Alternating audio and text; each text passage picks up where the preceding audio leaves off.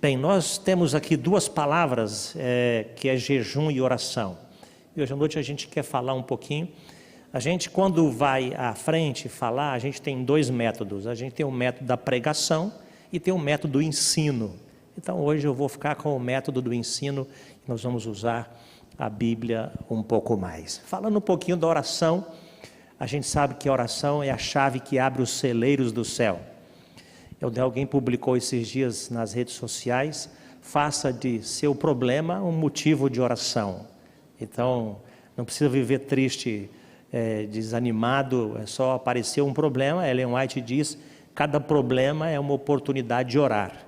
Então, transforme o seu problema, a sua limitação, em uma oportunidade de orar mais uma vez. A oração, ela tem poder. Eu agradeço a Deus pelas experiências que eu tenho tido com a oração.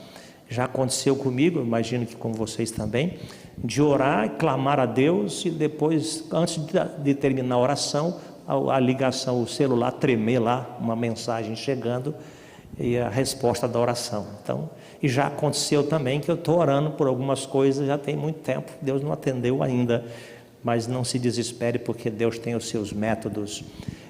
A Ellen White, ela escreveu, profetisa Ellen White, ela escreveu muito sobre oração, e a Casa Publicadora Brasileira, ela reuniu tudo que ela escreveu sobre oração num livro que intitula-se Oração. São 257 páginas, eu já cada dia leio um pedacinho mais dele, e uma das coisas que eu li essa semana, me chamou muita atenção, é que na oração, Deus faz o milagre de desenvolver em nós a capacidade de ter mais afeto pelas pessoas, e especialmente pela esposa, pelo esposo, os filhos, né? As pessoas estão mais próximas, porque esse é o método de Deus, essa é a essência do caráter de Deus, né? De amar as pessoas, independente do que elas sejam, e Deus deseja que isso seja desenvolvido em nosso coração também. Então, através da oração, o Espírito Santo pode desenvolver isso dentro do nosso coração. Como a gente tem um culto de oração, que é quarta-feira, e a gente já ouviu falar muito de oração, eu vou me concentrar um pouquinho mais agora no jejum, tá bem? Há muita definição sobre jejum. Mahatma Gandhi, ele afirmou certa vez que a oração é como pegar na mão do invisível e o jejum na mão do visível, né? Quando a vida cristã se torna prática. O fato de que o jejum, sem dúvida, ele é uma demonstração do ápice da nossa caminhada com Deus, nossa resposta, fruto daquilo que de fato está acontecendo conosco no coração, como resposta e resultado da verdadeira comunhão que há em nós. A Bíblia está rica sobre o tema jejum, e eu quero convidar vocês a ler comigo o livro de Levítico, capítulo 16, e nós vamos ler aqui uma palavra, embora não a palavra jejum inicialmente, mas vamos ler uma palavra que tem tudo a ver com jejum.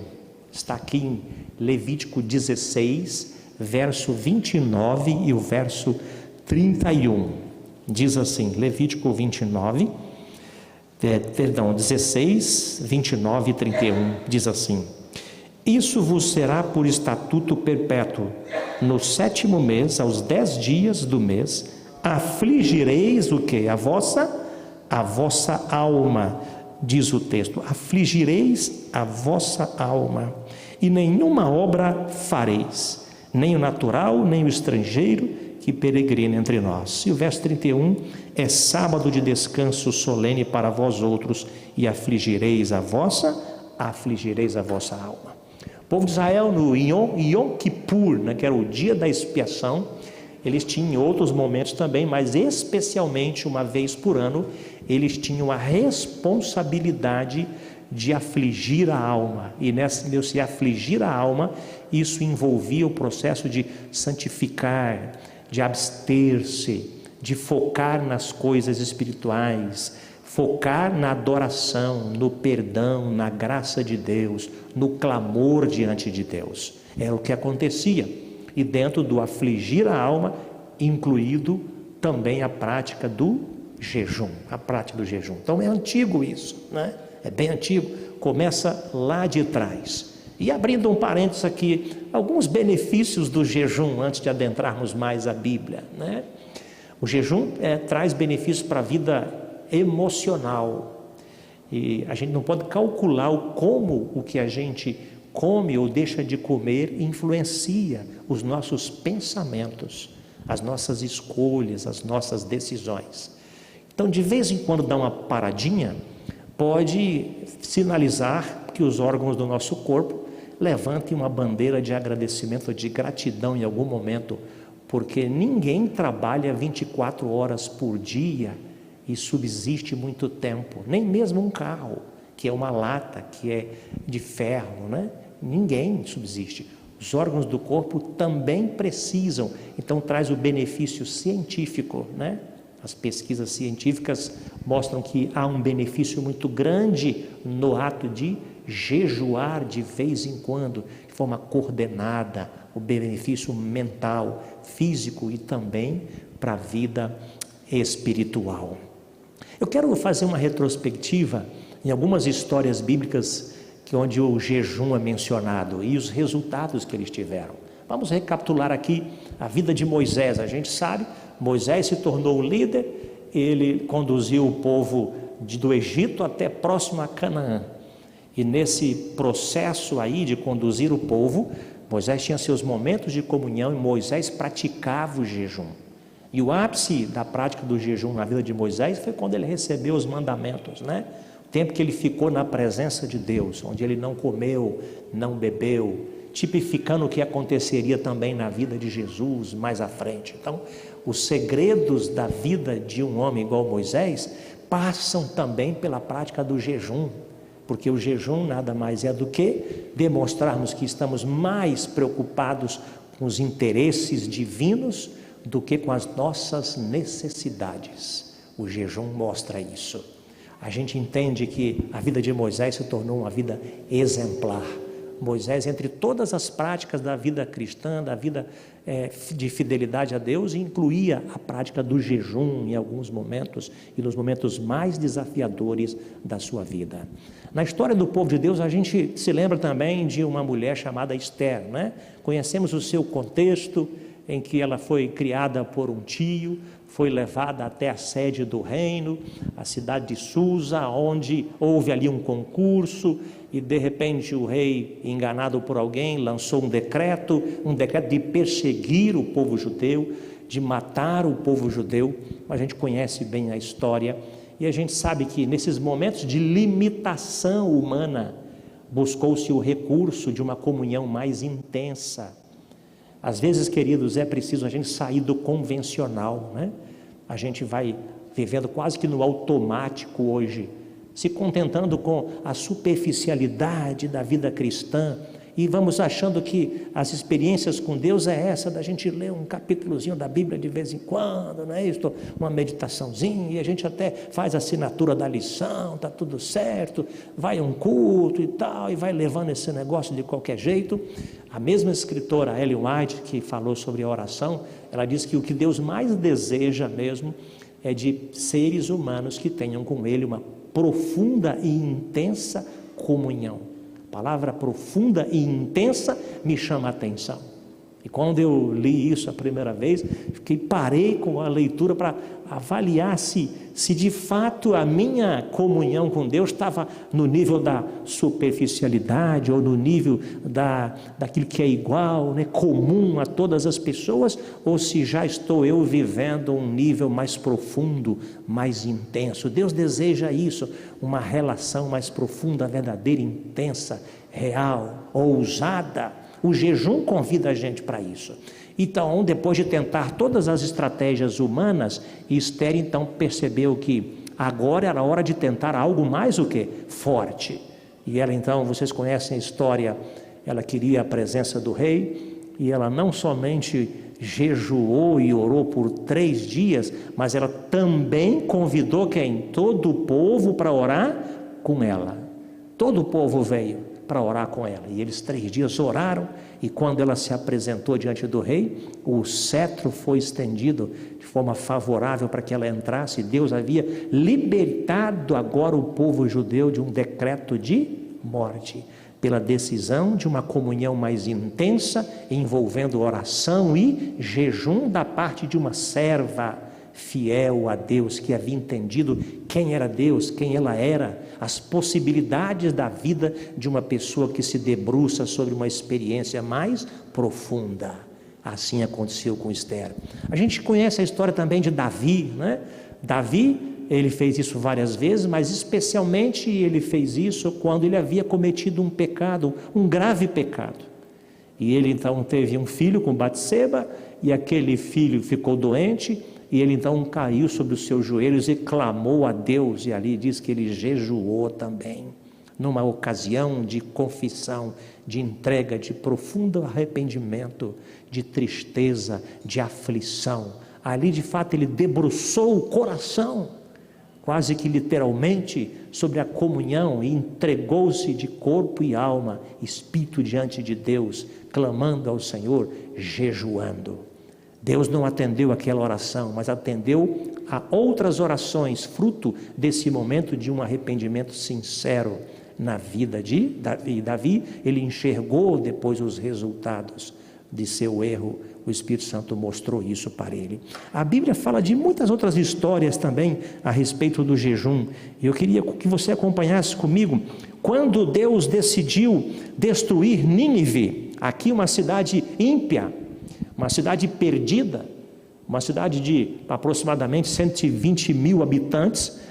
O livro de Jonas fala que demorava-se 3 dias para alguém percorrer Nínive, e eles haviam ido ao limite da tolerância divina, e Deus já havia dado um decreto, Deus já havia promulgado um juízo. Jonas, vai lá, prega para Nínive, porque daqui a 40 dias o que eu vou fazer?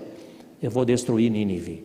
E vocês conhecem a história de Jonas, que não entendeu bem as coisas, mas quando ele pregou em Nínive, diz que os ninivitas entenderam o chamado de Deus, e houve uma demonstração pública de um arrependimento sincero, e entre essas práticas da demonstração de arrependimento, eles incluíram o jejum. Eles jejuaram diante de Deus, clamando a Ele por misericórdia, por graça, por perdão, queridos. Olha só que momentos da vida esses exemplos nos levam também à prática do jejum. Ainda continua, a Bíblia tem outros exemplos, como por exemplo, tanto na vida de Esdras quanto de Esdras e Neemias, quando eles estavam reorganizando politicamente, de forma estrutural, espiritualmente, tanto no muro quanto na reconstrução do templo, diz que Esdras e Neemias, esses 2 grandes homens de Deus, na hora de escolher homens e na hora de trazer de volta a prática da vida com Deus que havia sido perdida, eles incluíram o jejum antes de eles assumirem uma responsabilidade tão grande que envolveria os anos seguintes da história e envolveria também a história do povo de Deus no cumprimento da profecia. Ali estava o jejum também incluído. Veja que prática fantástica e maravilhosa que nos chama a uma experiência mais profunda com Deus também. A Bíblia fala da profetisa Ana, lá no livro de Lucas. A Bíblia fala em Joel também. Joel capítulo 2, ali diz que uma das experiências que Deus mais deseja entre o seu povo é uma conversão verdadeira, sincera, sem esconder a realidade do fundo do coração. E ali diz, se for necessário para que você viva uma vida cristã de forma que Deus se agrade, que você se esforce à prática do jejum. Lá diz jejum, choro. E a gente sabe que Joel escreve uma mensagem para os seus dias, mas escreve também de forma escatológica, escreve para os nossos dias. Portanto, Joel está falando para mim e para você hoje. Exatamente no capítulo 2, mostra uma experiência de conversão genuína, de um chamado a um povo fiel a Deus, mesmo em situações e circunstâncias desfavoráveis. E se isso for difícil para você, talvez esteja pregando para alguém aqui hoje, que tem vivido a vida cristã há muitos anos, mas sente que ainda poderia trilhar mais. As experiências que tem vivido não têm feito muita diferença, como por exemplo, quando os discípulos, eles ficaram de expulsar lá uma doença na vida de um rapaz lunático, e eles não conseguiram de forma alguma. Talvez esteja pregando para alguém que não está vivendo grandes coisas na vida cristã, Parece que não avançou muito, somos os mesmos do que éramos. Imagine uma criança que nasce. A alegria de uma mãe é ver uma criança que nasceu e ela, com o passar do tempo, vai vendo o seu desenvolvimento, o seu crescimento, para a própria alegria da própria pessoa. Quando você pergunta para um garotinho de 10 anos, na realidade ele queria ter era 18, que é para dirigir, não é isso? Para ele ter autonomia, para entrar e sair a hora que ele quiser dentro de casa. Claro que quando a gente chega aos 60, a gente queria voltar para os 18, né? Mas quando está com 10, a gente queria para os 18, queria para os 20, né? Porque essa é uma lei natural da vida. Será que eu estou pregando para alguém que já está 10, 20, 30 anos na igreja e ainda continua do mesmo jeitinho que era naquele tempo, quando você tinha 10 anos, 5 anos na caminhada cristã? O jejum está nos chamando para isso. O livro de Joel desafia você e a mim para os dias que nós estamos vivendo, para uma experiência mais intensa, profunda. E Joel fala do jejum, porque o jejum pode abrir as janelas do céu, porque Deus percebe a sinceridade do nosso coração. E eu queria ir partindo aqui mais para o final. Eu quero que você abra comigo agora Isaías capítulo 58. Isaías 58 fala de um verdadeiro jejum aqui. Embora o jejum seja algo especial e que pode provar para nós mesmos e mostrar para Deus o valor que nós damos às coisas espirituais, existe um resultado natural na nossa convivência com as pessoas. Veja o que diz Isaías a respeito do jejum. O povo de Israel praticava o jejum, o povo judeu praticava, mas embora eles estivessem praticando o jejum, faltava algo que não agradava a Deus, e Isaías condena isso, porque não adianta fazer algo mas esquecer de como conviver com as pessoas. Veja o que diz aí Isaías capítulo 58, e vamos lendo comigo aí os versos 3 em diante. Diz assim: dizendo, por que jejuamos nós e tu não atentas para isso?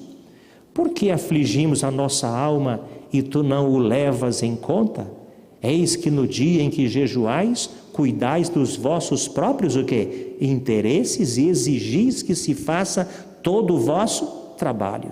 Ao verso 4, eis que jejuais para contendas e rixas, e para ferirdes com punho iníquo, jejuando assim como hoje, não se fará ouvir a voz lá do alto, ou a voz no alto.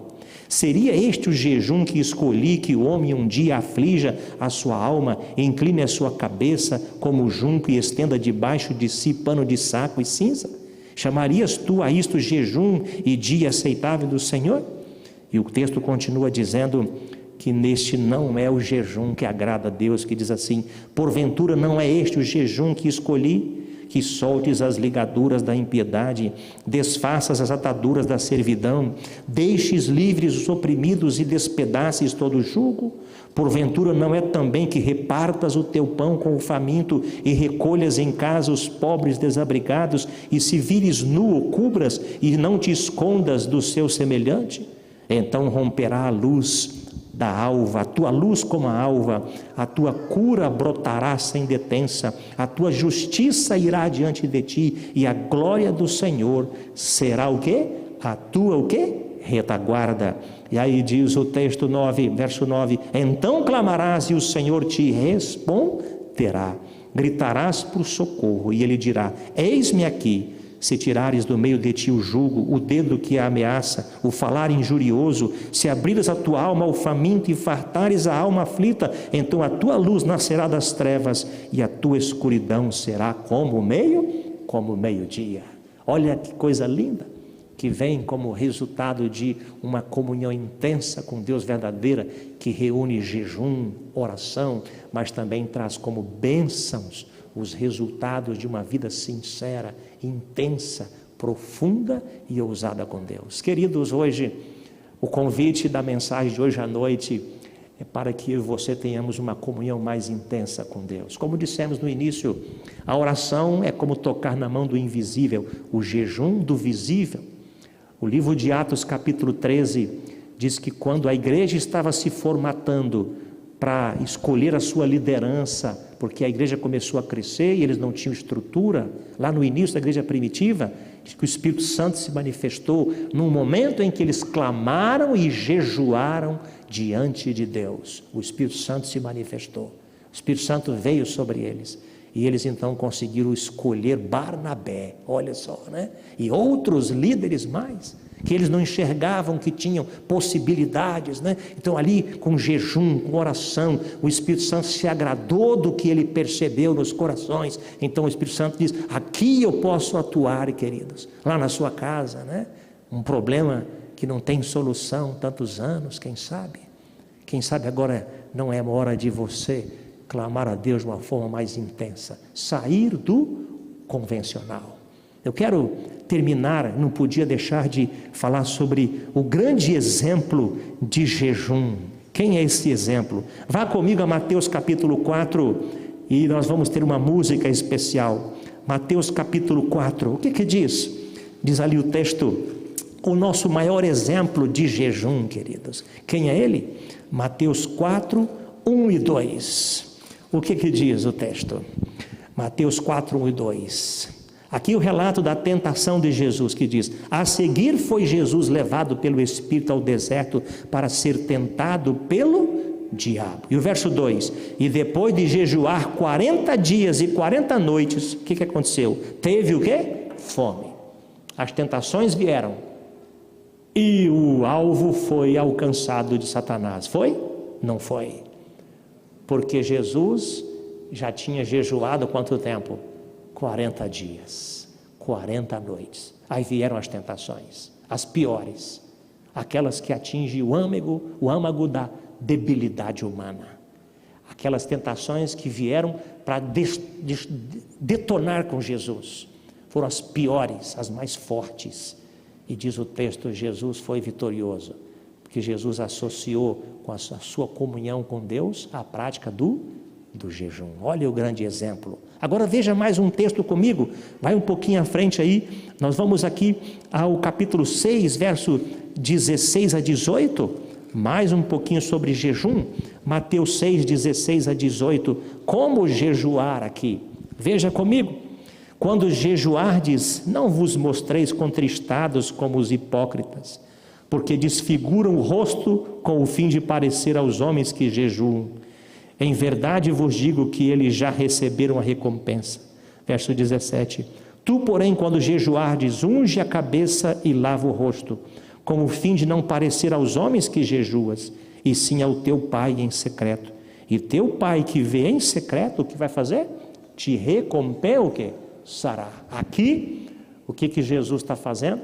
Ele está associando o jejum à oração, às batalhas espirituais da vida, as grandes batalhas, as batalhas indissolúveis, as batalhas que a gente não consegue ver saída, aquelas batalhas que talvez nem o seu cônjuge sabe, e talvez até nem necessário é que esse cônjuge saiba, porque ele também é ser humano, ou ela também é ser humano. Talvez seja algo que só está entre você e Deus. Qual é o conselho bíblico? Qual é a receita para essas batalhas da crise existencial, do vazio que a distância de Deus muitas vezes provoca na nossa vida? O que é? Qual a solução? Vai lá no secreto, não precisa ninguém ver, não é isto? Alguém disse certa vez, antes de falar aos homens, tenha certeza que você já falou com Deus primeiro. Nós saímos muitas vezes para a batalha da vida, mas nos esquecemos que aquele que está lá é que nos guia, que nos protege, que nos guarda, aquele que vai acompanhar a gente na viagem, que vai acompanhar a gente lá no trabalho, que vai acompanhar a gente na hora em que as emoções estão mais fortes do que a razão. A paixão humana pelo egoísmo muitas vezes está mais forte, a sensação do egoísmo ofusca a presença do Espírito. Para isso é preciso buscar. Jesus diz, vai lá no teu quarto sozinho, clama a Deus por misericórdia, clama a Deus por graça. Alguém disse certa vez, essa semana eu ouvia um sermão de um desses pregadores mundiais aí, porque tem um tempinho eu escuto um sermãozinho, tá certo? E a pessoa que pregava, né, é um líder bem conhecido, pregando, né? A melhor pessoa desse mundo, o melhor membro da igreja, o melhor que existe dos 20 e tantos milhões de membros da igreja adventista e das igrejas cristãs, o melhor cristão, ainda assim, ele é dependente da graça de Deus, ele é um pecador. Não tem esse. Por isso, eu sei que eu estou pregando para todos aqui, que você tem as suas batalhas espirituais. É hora de algo mais intenso, mais profundo, mais ousado. Ouvir mais Deus do que os impulsos do coração. É o que Deus está pedindo hoje. E Jesus confirma isso no capítulo 17, os versos 20 e 21. O que ele diz aqui? Se você percebe que lutou, mas não alcançou o que você queria, é hora de colocar nas mãos de quem? De Deus. E como resultado de uma comunhão intensa, os milagres poderão acontecer. Jesus diz, Mateus 17, o verso 20 e 21, nessa história a gente vê os discípulos não conseguindo espantar um demônio na vida de alguém. E aí quando é no verso 20 e 21 diz assim, e ele lhes respondeu, por causa da pequenez da vossa fé, pois em verdade vos digo que se tiverdes fé como um grão de mostarda, direis a este monte, passa daqui, passa para colar, e ele passará. E o que diz mais o texto? Nada vos será impossível. Mas esta casta não se expele senão por meio de quê? Jejum e que mais? Oração. Talvez que esteja faltando para você dar um salto de qualidade na sua vida pessoal. É um pouco mais de profundidade, não é isto? Mais profundidade. É o que está faltando. E a associação de oração e jejum, irmãos, é imbatível. Não precisa ninguém saber, né? Não precisa chegar na igreja aqui, sabe, irmão, estou jejuando, tal. Não precisa fazer isso. Porque o que Jesus está dizendo, né? A gente vai lá no secreto, não precisa ninguém saber. Às vezes a gente consegue, acaba as pessoas sabendo. Não tem problema nenhum falar também, se você quer chamar a igreja para jejuar, né? Eu posso fazer isso como pastor também. Mas não precisa, Jesus está dizendo, olha, vá lá no seu cantinho, faz seu jejum, sua oração, clama a Deus, porque Ele vai te ouvir, amém? Que oportunidade de você agora participar deste último momento de oração. Vamos ficar em pé, que Deus nos leve em paz aos nossos lares, depois da mensagem, das músicas e da decisão que tomamos. Querido e amado Deus, Pai Celestial, obrigado por esta noite, a oportunidade de estarmos iniciando esta série de quartas de poder, quartas de entrega, de decisão, de mudança, de novas perspectivas, de possibilidades, porque nós vamos abrir a Tua Palavra, e nós vamos nos achegar mais perto de Ti, nós vamos orar mais, vamos jejuar na vida secreta, talvez de forma coletiva, nós vamos viver mais intensamente aquilo que o Senhor deseja. Por isso, nesta noite, o Teu povo tomou uma decisão. Tu conheces a vida de cada um, o coração, o que sentiu, a mente, o que pensou, as dúvidas, as incertezas, os medos, inseguranças. Agora cada um vai voltar à sua casa, mas nós te pedimos que o Teu anjo os acompanhe, Teu Espírito os leve e nunca os deixe lá nos pensamentos, nos sentimentos, nas emoções, escolhas, decisões, nos relacionamentos, nos planos, nos sonhos, sobretudo na vida cristã, nos momentos das batalhas mais profundas, que cada um se lembre que não está só, e que o Senhor envia o socorro bem presente na hora de qualquer tribulação. Nós te suplicamos em nome de Jesus. Amém.